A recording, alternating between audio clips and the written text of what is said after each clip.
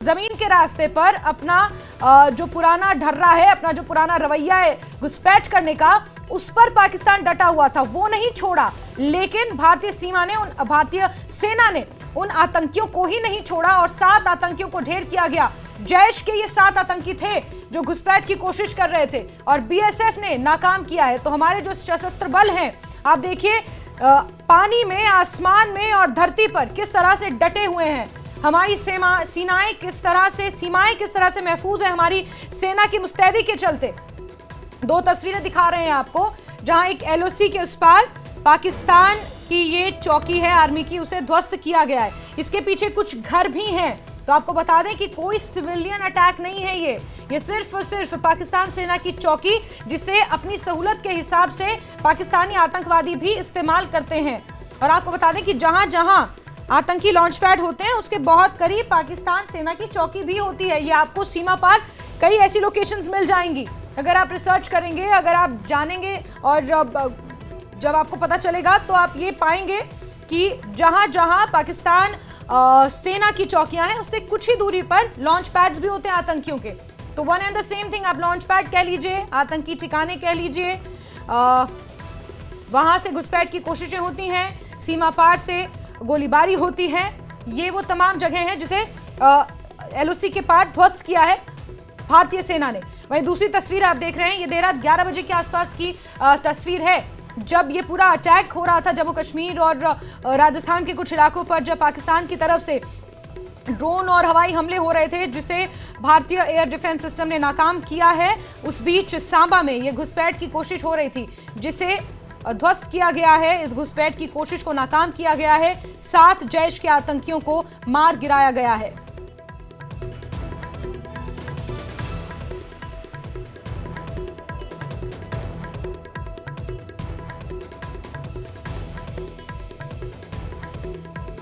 तो 2 तस्वीरें दिखा रहे हैं आपको, जहां एक तरफ भारत ने पाक के सैन्य ठिकानों पर हमला किया है, तो वहीं पाकिस्तान के खिलाफ भारत का ऑपरेशन सिंदूर अभी भी जारी है।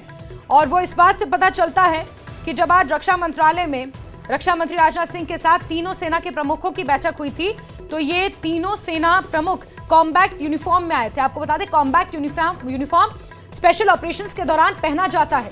ये एक अलग ऑपरेशन यूनिफॉर्म होता है जिसका प्रिंट अलग होता है और एक बड़ा आरामदायक यूनिफॉर्म होता है जो लंबे समय तक सेना के अधिकारी, हमारे सेना के जवान पहन सकें। और उसी कॉम्बैक्ट यूनिफॉर्म में तीनों सेना के अध्यक्ष पहुंचे हुए थे, जो ये दर्शाता है कि ऑपरेशन अभी भी जारी है।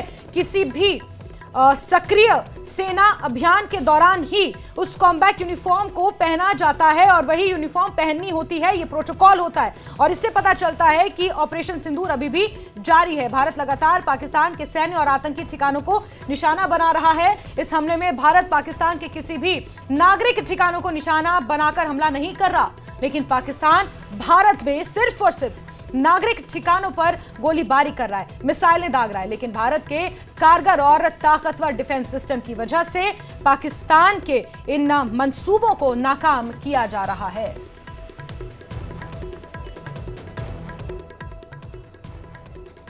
तो आपको बता दें कि देश भर में जिस तरह से इस वक्त माहौल है, हर कोई डटकर यही चाहता है कि आतंकवाद का सामना किया जाए। इस बीच देश भर में स्वास्थ्य कर्मचारियों की छुट्टियां रद्द कर दी गई हैं। ये संकेत हैं कि अगर पाकिस्तान किसी भी तरह की हिमाकत करता है तो हम पूरी तरह से तैयार हैं और किसी भी स्थिति से निपटने के लिए हम तैयार हैं। देश भर में मेडिकल इमरजेंसी पर समीक्षा बैठक हुई है। स्वास्थ्य मंत्री जेपी नड्डा की अध्यक्षता में यह बैठक हुई है।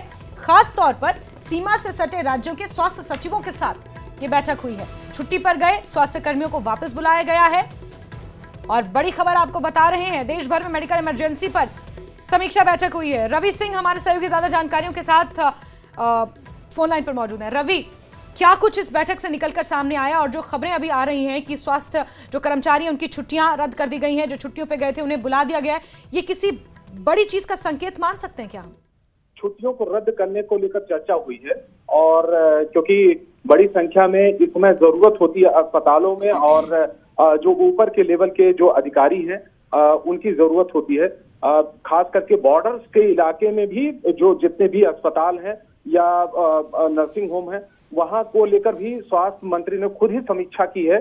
स्वास्थ्य मंत्री की सिर्फ अपने अस्पतालों के, केंद्र सरकार के भी कई अस्पताल हैं, लेकिन राज्यों के जो अस्पताल हैं वहां पर भी अस्पतालों में क्या स्वास्थ्य सुविधाएं हैं, इन मुद्दों को लेकर भी चर्चा हुई है कि खास करके बॉर्डर्स के इलाके में वहां पर अगर जरूरत पड़ती है, अगर किसी भी तरीके का हमला होता है या मास कैजुअलिटी होती है, वहां पर लोग घायल होते हैं, अगर इस तरीके की नौबत आती है तो कम से कम स्वास्थ्य सेवाएं वो दुरुस्त हो, इन चीजों को लेकर बैठक हुई है। अभी फार्मा सेक्रेटरी के साथ भी बैठक हुई है, जिसमें प्रोक्योरमेंट यानी कि ये तमाम जो इक्विपमेंट है मेडिकल के वो हमारे पास उपलब्ध हो, इन चीजों को लेकर भी हुआ है। और ये भी कहा गया है अस्पतालों से कि सभी व्यवस्थाएं दुरुस्त की जाएं, कोई किसी भी तरीके की कमी ना हो। ठीक है रवि, बहुत बहुत शुक्रिया जुड़ने के लिए हमारे साथ। तो किसी भी आपात स्थिति से निपटने के लिए हमें तैयार रहना है और इसी तैयारी के मद्देनजर ये जो बैठक हुई है स्वास्थ्य मंत्री जेपी नड्डा की अध्यक्षता में, जिसमें स्वास्थ्य सुविधाओं को लेकर समीक्षा की गई है, खासतौर पर बॉर्डर एरियाज में, बॉर्डर एरियाज के जो जिले हैं, जो राज्य हैं, वहां पर किस तरह की तैयारियां हैं, इसको लेकर यह समीक्षा बैठक हुई है और निर्देश दिए गए हैं। छुट्टियों को लेकर भी इसमें मंथन हुआ है। जो कर्मचारी हैं, जो अधिकारी हैं, छुट्टी पर गए हैं, उन्हें त्वरित प्रभाव से वापस बुलाया गया है। इसके तरह आपको बता दें कि बाकी स्वास्थ्य कर्मचारियों की छुट्टियां रद्द कर दी गई हैं। किसी भी आपातकालीन स्थिति से निपटने के लिए भारत पूरी तरह से तैयार है। तो खबरों का सिलसिला यूं ही जारी रहेगा। ऑपरेशन सिंदूर 2.0 से जुड़ी हुई हर खबर आप तक पहुंचाएंगे, लेकिन इस बुलेटिन में फिलहाल इतना ही। नमस्कार।